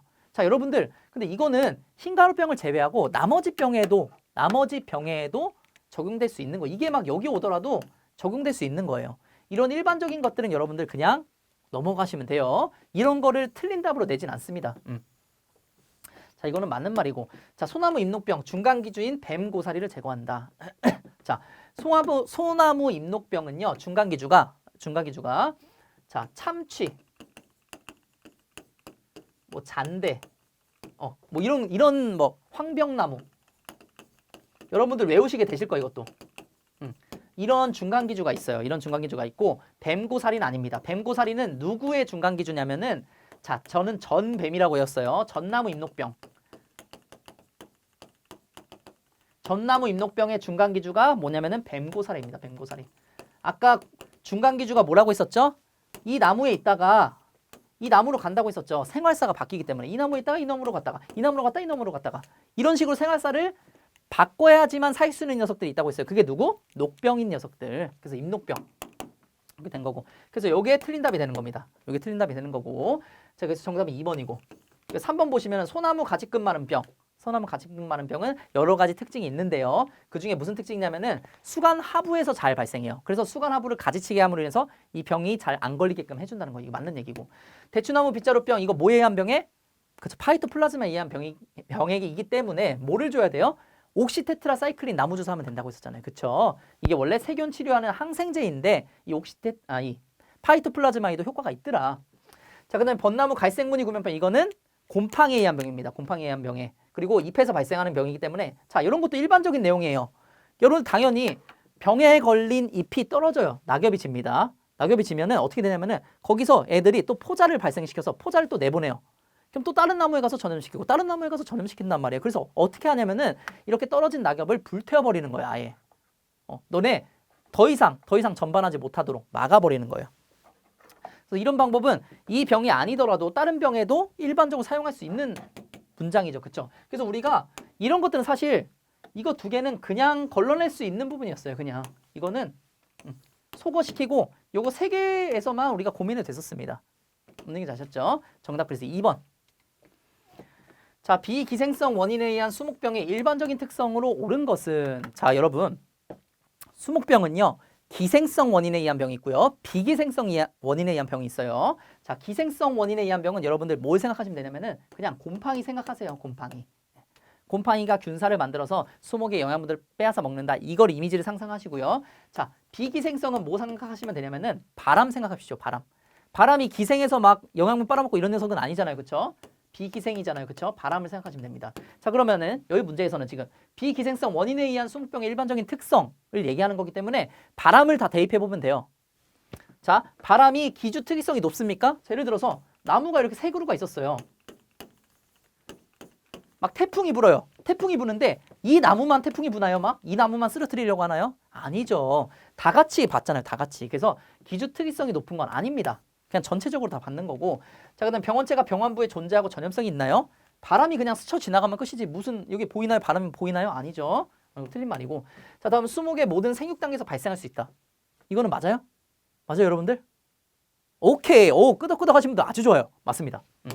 어렸을 때부터 바람은 다 맞을 수 있잖아요. 뭐 잔디일 때도 맞을 수 있는 거고 좀 커서도 맞을 수 있는 거고 그다음에 더 노령목일 때도 맞을 수 있는 거고 똑같이 받는 거다. 정답은 3번이 되겠습니다. 그다음에 환경 조건이 개선되어도 병이 계속 진전된다? 아니죠. 이 나무가 생육 환경이 굉장히 좋아지면은 나무가 뿌리를 잘 깊게 박은 나무가 있어요. 그러면은 풍해 피해를 잘 입지 않겠죠. 그렇죠. 이런 것도 그래서 이거 틀린 얘기고. 자, 그다음에 미기상 변화에 의한 직접적인 영향을 받지 않는다. 자, 이런 것들은 당연히 기상의 변화에 의한 피해는 당연히 받죠. 받기 때문에 이거 틀린 얘기가 됩니다. 정답은 3번이 되겠습니다. 자, 그다음에 제시된 특징을 모두 갖는 병원군에 의한 수목병은, 자, 분생포자를 형성한다고 했어요. 붕재포자를 생성하는 거 잔항균도 있었고 아까 뭐 담자균도 있었고 그다음 불안정균도 있었죠. 이 셋 중에 하나겠네요. 세포벽에 키틴을 함유한다. 아, 세포벽에 키틴 함유하는 거 그 녀석들 다 똑같아요. 자, 마지막에 결정적인 특징을 줬죠. 균사 격벽에 단순 격벽공이 있다. 균사가 이렇게 생겼거든요. 보통 뭐 이런 식으로 생겼어요. 이런 식으로 생겼는데 균사를 이렇게 나누고 있는 격벽이라는 칸막이가 있습니다. 격벽이라는 칸막이. 이 칸막이는 세포벽 물질이 이렇게 분화돼서 자란 거예요. 세포벽 물질이 우리 아까 전에 날개가 여기 가운데에서 막 신장에서 자랐다고 했잖아요. 그런 거와 마찬가지로 세포벽이 신장에서 자란 게 이 격벽입니다. 격벽이 왜 생겼냐면요. 자, 여러분들 격벽마다 이렇게 핵이 있어요. 핵이. 이런 식으로 있는데 예를 들어서 여기가 세균에 감염이 됐어. 근데 격벽이 있으면 이렇게 막아줄 수가 있어요. 더 이상 진전 못하게 막아줄 수가 있는데 이게 만약에 격벽이 없잖아요. 격벽이 없으면 내가 여기가 세균에 감염이 당했어. 그럼 어떻게 되겠어요? 다 이렇게 계속 증식이 돼서 결국엔 죽게 되겠죠. 그래서 여기서 끝내버리는 거예요. 세균에 감염됐으면은 야, 너만 죽어. 나머지는 우리 살 거야. 이런 식으로. 그래서 조금 더 고등 생물이 가지고 있는 특징이라고 보시면 될 것 같습니다. 근데 어쨌든 단순 격벽공이 있는 건 뭐냐면요. 잔항균의 대표적인 특징이에요. 잔항균만이 가지고 있는 특징. 철쭉 떡병은 담자균에 의한 거고요. 그 다음에 흰말병은 어디냐면은 녹조류라고 하는 그런 미생물에 의한 병입니다. 그 다음에 오리나무 인누병은 담자균에 의한 병. 그 다음에 사과나무 흰날개 무늬병. 이게 잔항균에 의한 병이에요. 정답은 4번입니다. 자, 그 다음에 오피오스토마 속 곰팡이에 관한 설명을 옳지 않은 것은 우리가 요거 아까 전에 포플러 인노병 했을 때처럼 강론을 보시면 돼요. 여러분들 강론할 때 뭐 보시라고 했었어요. 처음에 병원균이 뭔지 그러니까 병원균 항명이 뭔지 그 다음에 종류가 뭔지 이거 병원균 항명 뭐냐면 요거예요. 오피오스토마 항명입니다. 자, 병원균 종류는 자, 시드름 병원균이에요. 시드름 병원균이고 그리고 이 오피오스토마 같은 경우에는 세계 3대 수문병 중 하나인 느릅나무 시드름병 느릅나무 시드름병을 일으키고 잔항균이에요. 잔항균. 잔항균이고 느릅나무 시드름병을 일으키게 됩니다. 느릅나무 시드름병을 일으키게 되는 그런 병원균입니다. 자, 포자 형태는 어떻게 되나요? 포자 형태는 사실 모르셔도 돼요. 이건 몰라도 되시고. 자, 그다음에 기주, 중간 기주가 있을까요? 그쵸? 이런 건 없죠. 녹병일 경우가 없는데 기주는 있을 거예요. 기주는 느릅나무. 기주는 느릅나무고 해당 병원해만의 고유의 특징이 있는데 요 녀석은 무슨 특징을 가지고 있냐면은 자, 매개충이 있습니다. 매개충이 뭐냐면은 유럽 느릅나무좀.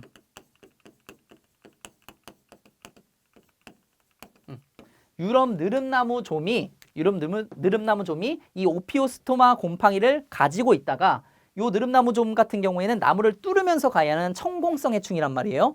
나무를 뚫으면서 가해하면서 요게 퍼져나가는 거예요. 그때 오피오스토마가 퍼져나가면서 어디로 퍼져나가냐? 물관으로 퍼져나갑니다. 물이 흐르는 관으로 퍼져나가요. 그러면서 어떻게 되면 그 물관을 막으면서 변색이 생깁니다. 물관에. 물관 있는 거를 목재로 치면은 변재라고 하거든요. 그 변재에 변색이 생긴다.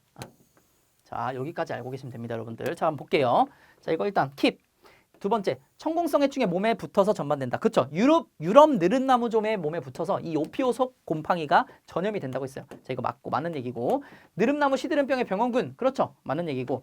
멜라닌 색소를 합성하여 목재 변색을 일으킨다. 어쨌든 목재 변색을 일으킨 거 맞고, 변재부의 방사유 조직에 의해서 생장하여 감염 부위가 나타난다. 자, 이런 거는 뭔 말인지 모르겠어요. 근데 확실히 틀린 얘기가 하나가 있습니다. 바로 이거죠.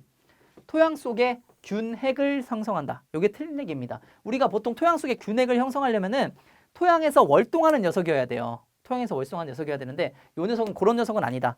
나무의 물관에서 사는 녀석이다. 물관에서. 그래서 1번이 틀린 답이 되겠습니다. 자, 그 다음에 수목 뿌리에 발생하는 병에 관한 설명으로 옳은 것은 여러분들 뿌리병에는 다 독특해요. 병들이 다 독특한 특성을 가지고 있어요. 그래서 여러분들 뿌리병을 한번 외우시면은 무조건 문제 맞추실 수가 있어요. 그래서 뿌리병에는 굉장히 가성비가 좋다고 해야 되나? 그래서 뿌리병은 무조건 여러분 알고 계셔야 됩니다. 자, 보시면 첫 번째 분 봐볼게요. 파이토프토라 뿌리썩은 병균은 유주포전항을 형성한다. 맞는 얘기일까요? 맞는 얘기입니다. 이 파이토프토라 뿌리썩은 병은요, 난균에 속해요. 난균. 그리고 난균은 유성세대에서는 남포자를 만들어낸다고 했었고요. 무성세대에서 뭐 만들어낸다고 했었어요? 유주포자 만들어낸다고 했었잖아요. 그렇죠? 그래서 맞는 얘기입니다. 유주포자. 정답은 1번이에요. 자, 그 다음에 2번. 안노선 뿌리썩은 병균은 아카시 인구명 버섯을 형성한다. 안노선 뿌리썩은 병균이 어떤 버섯을 형성하는지는 그냥 여러분들 외우시지 마세요. 외우시지 말고. 자, 뭘 외워야 되냐면 여러분들 이걸 외우시면 돼요. 리지나 뿌리썩은 병균은 무슨 버섯을 형성하냐면요. 뽕나무 버섯이 아니고요. 뽕나무 버섯이 아니고, 자, 파상땅 해파리 버섯. 필수예요. 무조건 하셔야 돼요. 파상땅 해파리 버섯. 이게 뽕나무 버섯을 형성하는 건 어떤 병원균이냐면은 아밀라리아 뿌리썩은 병. 아밀라리아 뿌리썩은 병은 뽕나무 버섯을 형성하고, 리지나 뿌리썩은 병균은 이 파상땅 해파리 버섯을 형성한다. 뿌리병에서 버섯 얘기는 요거 두 개만 아시면 돼요. 오케이. 자, 그 다음에 모잘록병. 모잘록은 그 아주 어린 나무들 있죠. 어린 나무가 짤록해지는 거예요.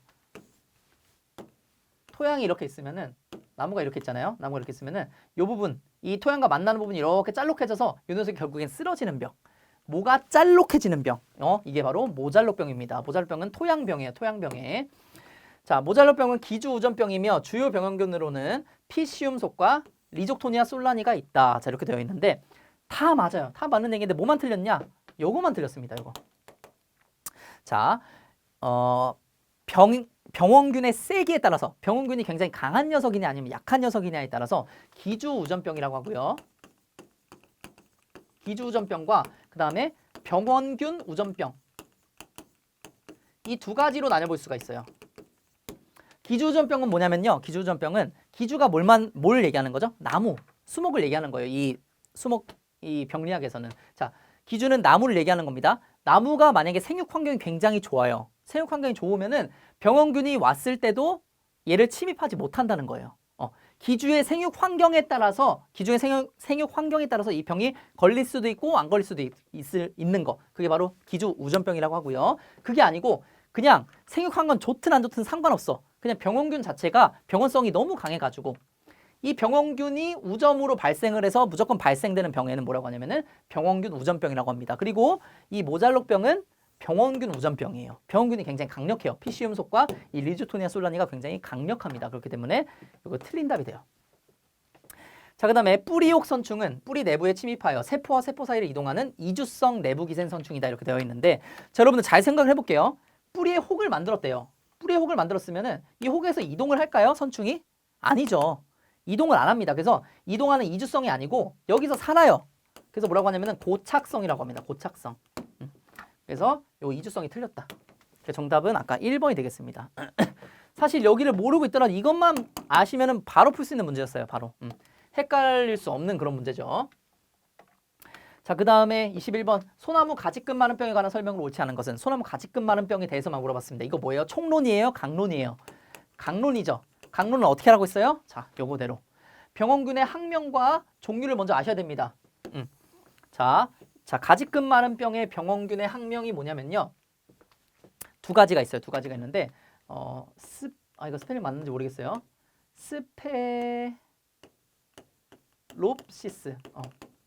스페롭시스 속이랑 그리고 디플로디아 유명해요. 디플로디아 속. 스페로시스 속이랑 디플로디아 속에 의해서 발생하는 병이 뭐라고요? 요 소나무 가지끈 마른 병이고요. 자, 종류가 뭐냐? 가지끈 마른 병은 요거 잔항균에 의한 병입니다. 잔항균에 의한 병이고, 자, 포자 형태는 뭐냐? 포자 형태 같은 경우에는 분생 포자 각을 만들어냅니다. 무성세대일 때.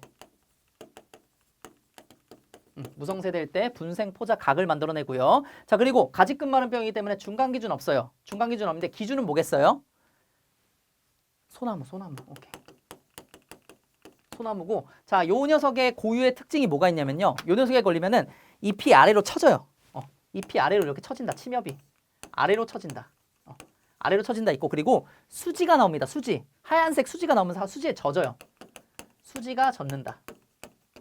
수지에 의해서 젖는다. 자, 이런 표현이 나오면 됩니다. 자, 지금까지 나온 요 키워드를 가지고 한번 풀어볼게요. 소나무가지끈, 이런 거는 여러분들이 암기를 하셔야 되는 겁니다. 자, 피해 입은 세 가지와 침엽은 수지에 젖어 있다. 오케이. 수지에 젖어 있다. 감염된 어린 가지는 말라 죽으며 아래로 구부러지는 증상을 보인다. 오케이, 맞는 거. 침엽 및 어린 가지의 병든 부위에는 구형 또는 평구형 무자의 어쨌든 분생 포자 각이 형성된다. 이거 맞는 얘기고. 가뭄, 다밥, 과도한 피임 등으로 수세가 약해진 나무에서는 굵은 가지도 발생한다. 자, 이런 거는 사실 몰라도 이거 맞을 수 있겠는데 하고 일단 세모치고 넘어가 보세요. 그러면 뭐가 나오냐? 바로 틀린 게 나옵니다. 병원균은 구이근 아르디아 속에 속하며 병든 낙엽, 가지 또는 나무 아래 지표물에서 활동한다. 아니죠. 병원균 뭐였습니까? 요거 스페로시스 속 아니면은 디플로디아 속이었잖아요. 그래서 요 녀석을 디플로디아 숨 마른 병이라고도 해요. 이 병원균에 의해서 발생하기 때문에 어쨌든 정답은 5번이 됩니다. 5번. 자, 그 다음에 한국에서 발생하는 참나무 시드름병에 관한 설명으로 옳지 않은 것은. 이것도 마찬가지로 참나무 시드름병에 물어보는 강론이잖아요. 그렇기 때문에 똑같이 요거 보시면 되는 거예요. 자, 참나무 시드름병의 병원균 학명이 뭐냐면은 라펠리아. 굉장히 유명하죠. 자, 이거는 맞나?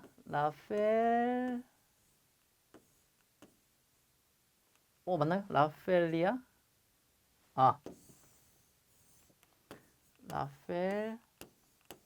이건 것 같아요. 라펠리아 속. 이거는 무슨 종류냐면요, 대표적인 불안정균류예요. 불안정균류에 의한 병이고, 자, 그 다음에 포자 형태는 뭐냐? 포자 형태는 분생포자겠죠. 그리고 분생포자. 자, 그래서 분생포자, 불안정균류이기 때문에 분생포자를 만들어내고요. 자, 기준은 뭐냐면은, 자, 참나무류. 그 중에서도 누구냐면요, 신갈나무를 가야 합니다. 신갈나무를 가야 하고, 요 녀석만의 고유의 특징 뭐가 있냐면요, 얘도 매개충이 있어요. 매개충이 뭐가 있냐면요, 광릉 긴 나무좀이 있습니다. 광릉 긴 나무좀이 있습니다. 자, 여기까지 일단 아시면 될 것 같아요. 자, 볼게요.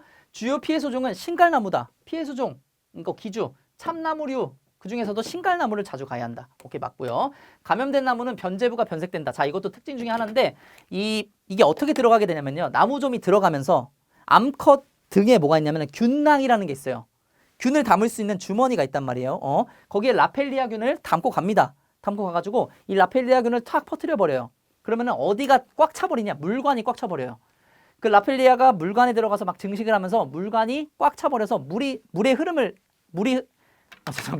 이렇게 흐름을 할 수가 없어요. 물이 움직일 수가 없습니다. 물이 움직일 수가 없으니까 잎에서 물을 받지 못하고 어떻게 되죠? 시들어 버리는 거예요. 그래서 참나무 시드름병이 발생하게 되는 겁니다. 어쨌든 물관이 막히기 때문에 당연히 변제부가 변색이 되고요. 병원균은 유성세대가 알려지지 않은 불안정균류, 대표적인 불안정균류고요. 라펠리아속. 자, 물관부의 수분 흐름이 감소되어 나무 전체가 시든다. 오케이. 자, 병원균은 기주수목의 방어 반응을 이겨내기 위해 체관 내에 전충체를 형성한다. 자, 지금 얘가 어디 가야 한다고 했어요? 물관을 가야 한다고요. 물관. 그래서 체관에 대한 내용이 나왔으므로 5번이 답이 되는 겁니다. 틀린 답이 되는 거죠. 자, 수목에 기생하는 겨우사리에 관한 설명으로 옳지 않은 것은 겨우사리. 겨우사리가 어떻게 생겼냐면 여러분들 이런 식으로 생겼어요. 지금 다 낙엽이 진 시기잖아요. 이 사진상에서 보면은 낙엽이 진 것 같은데 뭔가 이렇게 초록색으로 나온 녀석들이 있네. 얘는 이파리가 있나?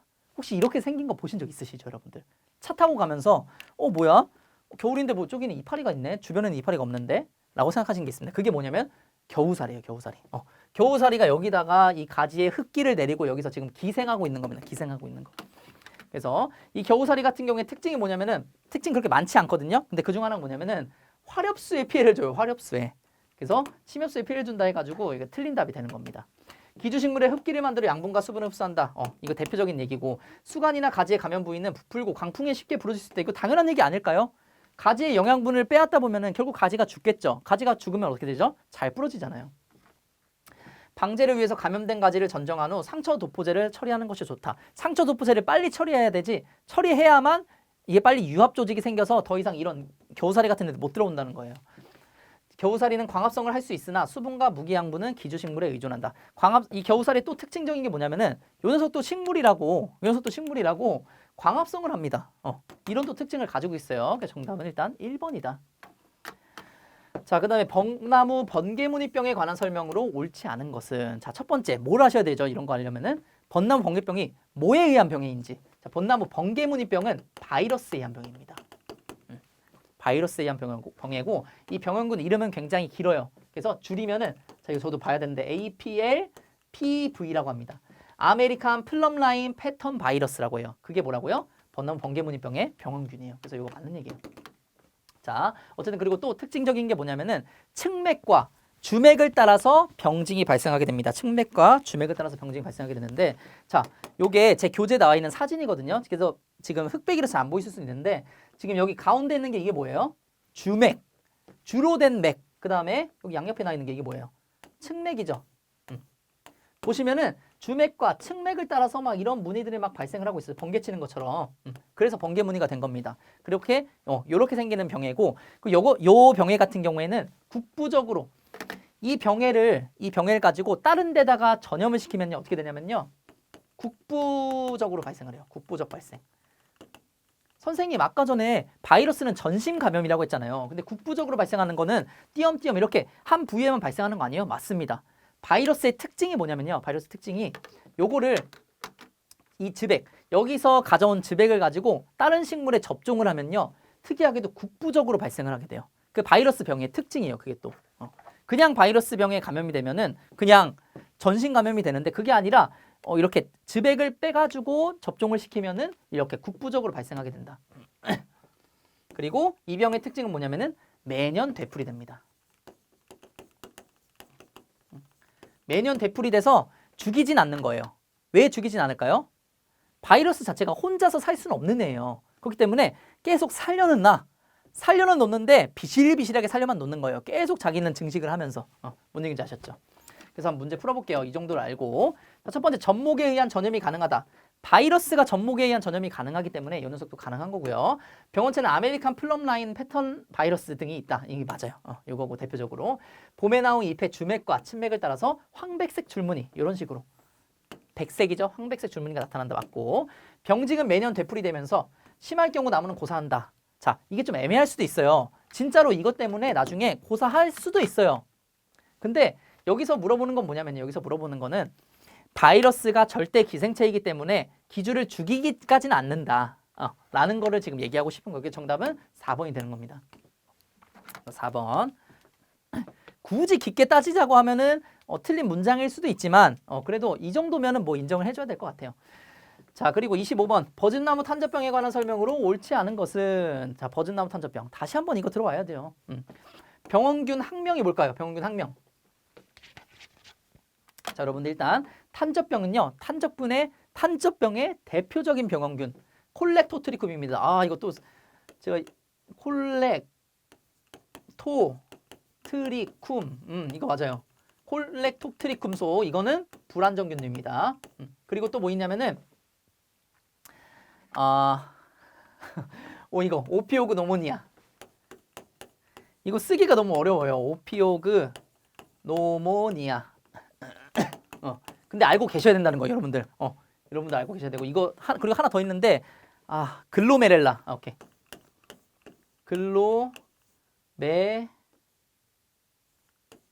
이거 맞나? 하여튼 이런 식으로 생겼어요. 글로메렐라 속. 그래서 이 탄저병 같은 경우에는 콜렉토트리쿰 속에 의해서도 발생이 되고요. 오피오그 노모니아 속에 의해서도 발생이 되고 그다음에 글로메렐라 속에 의해서도 발생이 된다. 요거는 알고 계셔야 됩니다. 자, 그리고 병원균 종류는 뭐냐? 병원균 종류는 불안정균에 의한 발생. 불안정균에 의해서 대부분 발생이 되고 자, 포자 형태는 뭐냐면은 이건 좀 잘 알고 계셔야 되는데 분생 포자 반을 형성을 합니다. 아까 우리 어디였어? 그쵸? 소나무 가지끝마름병 같은 경우에는 분생포자 각이 형성이 됐었죠. 그쵸? 근데 얘 녀석은 뭐라고요? 분생포자 반을 형성을 합니다. 분생포자 반을 형성을 합니다. 그래서 병균은 무성세대 포자 형성 기간은 분생포자 각을 형성한다. 이게 틀린 내용이 되는 거예요. 그래서 정답은 2번이 되는 겁니다.